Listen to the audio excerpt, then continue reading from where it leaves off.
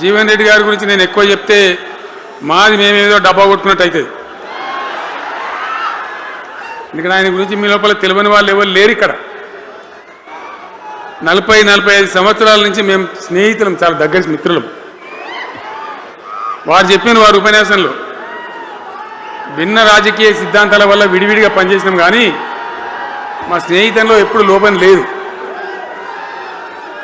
చాలా చాలా బాధలు, మంచి చెడ్డ సుఖాలన్నీ కలిసి పంచుకునే వాళ్ళం, అభిప్రాయాలు కూడా కలిసి పంచుకునే వాళ్ళం. బాబు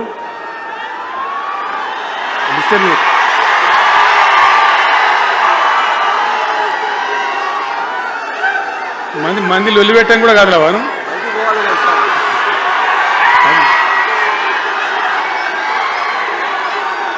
చాలా కలిసి పనిచేసినాం. ఆయనకుండే నిబద్ధత, ధైర్యంగా ప్రజా జీవితంలో పనిచేసిన పద్ధతి ఎంతమందికో చాలామందికి ఆదర్శంగా నిలిచినటువంటి వ్యక్తి.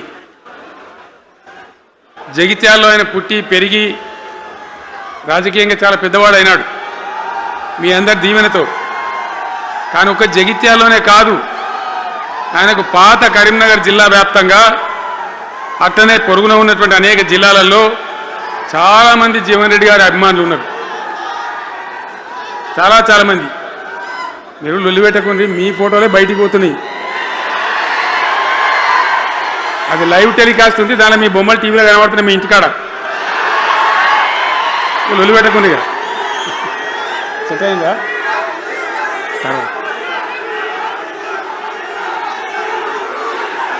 సో అట్లా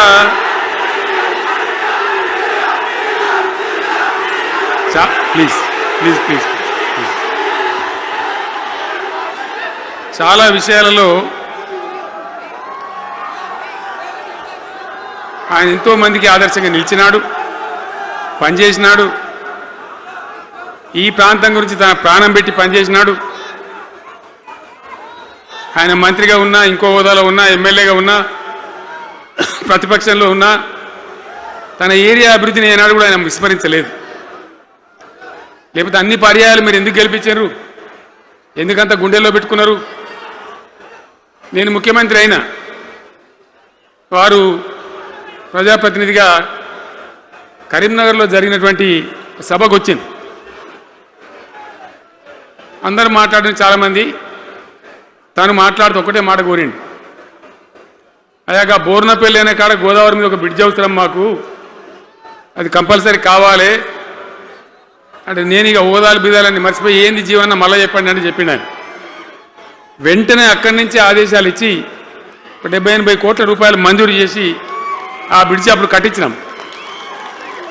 తన యొక్క నియోజకవర్గం పట్ల, తన ఏరియా పట్ల, తన పరిసర ప్రాంతాల ప్రజల పట్ల ఆయన కనపరిచిన ప్రేమ అదంతా కూడా చాలా అద్భుతం.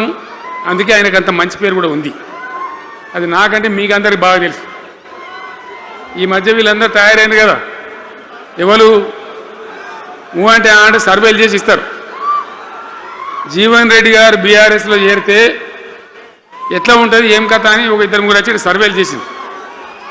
మీ నియోజకవర్గం కాదు, మీ నియోజకవర్గంలో ఆటం బాంబే పేలిపోయింది, దానిలో మాటనే లేదు. అసలు జగిత్యాల నియోజకవర్గం గురించి చర్చ లేదు. కానీ వాళ్ళు ఏం చెప్పినా సర్వే వాళ్ళు పక్కనున్న సొప్పదండి కావచ్చు, ధర్మపురి కావచ్చు, మేరిట్ల కొట్టుపల్లి కావచ్చు, ఇంకా చాలా కాన్స్టిట్యున్సీలు కావచ్చు, చాలా ప్రభావం ఉంటుంది జీవన్ రెడ్డి గారిది. ఒక అద్భుతమైనటువంటి దీంతో రాజకీయమైన ఇది వస్తుందని చెప్పి వాళ్ళు సర్వే చేసి చెప్పినారు. అది జీవన్ రెడ్డి గారికి ఉన్నటువంటి విశిష్టత.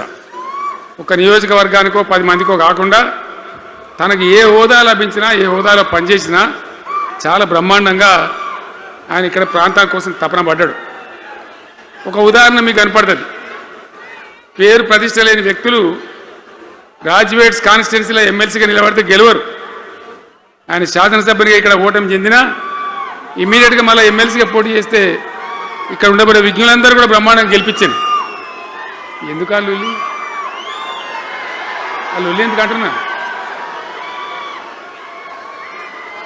అట్లా కాదు కదా, ఇక్కడ నేను మొత్తుకుంటున్నా, అక్కడ నువ్వు మొత్తుకుంటున్నావు, అర్థమవుతుందా?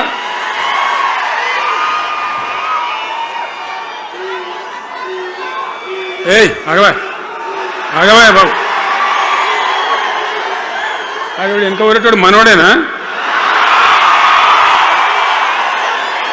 విజయసారు మనోడేనా? మోపాయింట్ ఐడియా కూడా మనోడేనా? మన బుక్కుండా పెట్టు. ఇంత దూరం వచ్చి మనం ఇంత సభ పెట్టుకొని 4 విషయాలు ప్రజలకు చెప్పుకోవాలి కదా. మరి ఈ బట్టి అరుపులారిస్తే ఏం లాభం? సో అట్లా జీవన్ రెడ్డి గారు తన రాజకీయ ప్రస్థానాన్ని ఒక సమితి ప్రెసిడెంట్గా ప్రారంభించి ప్రజా సమస్యల మీద పోరాటం చేసి సివిల్ లిబర్టీస్లో కూడా అడ్వకేట్గా నాడు ఎంతోమందికి పౌర హక్కుల సంఘానికి కూడా మద్దతు ఇచ్చి అచ్చమైన నికార్సైనటువంటి ప్రజా కార్యకర్త నిరూపించుకొని అంచెలంచెలుగా ఎదిగి ఇంతకుముందే ఆయన చెప్పినట్టుగా అనేకమైనటువంటి పదవులు ఆయన చూసినాడు. పదవులైన కొత్త కాదు, బ్రహ్మాండంగా శాసనసభ్యుని గెలవడం, మంత్రి పదవులు అలంకరించడం, అనేక రంగాలలో అనేక రకాలుగా పనిచేయడం అంతా కూడా మీకు తెలుసు. నేను కొత్తగా చెప్పే అవసరం లేదు. నేను ఒక్కటే మాట మీకు మనవి చేస్తా ఉన్నా.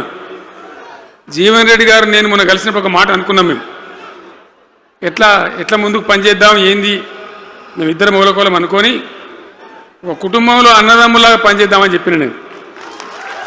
ఇంత ప్రేమగా అంటే మనం కుటుంబంలాగా ఈ పార్టీకి బ్రహ్మాండమైన ఒక పిల్లర్స్ లాగా పనిచేసి ముందుకు తీసుకొని పోదామని చెప్పి నేను చెప్పడం జరిగింది. ఈరోజు పార్టీలో వారు చేరిన వెంటనే చాలా బ్రహ్మాండమైనటువంటి మనకు ఒక ఊపు వస్తూ ఉంది.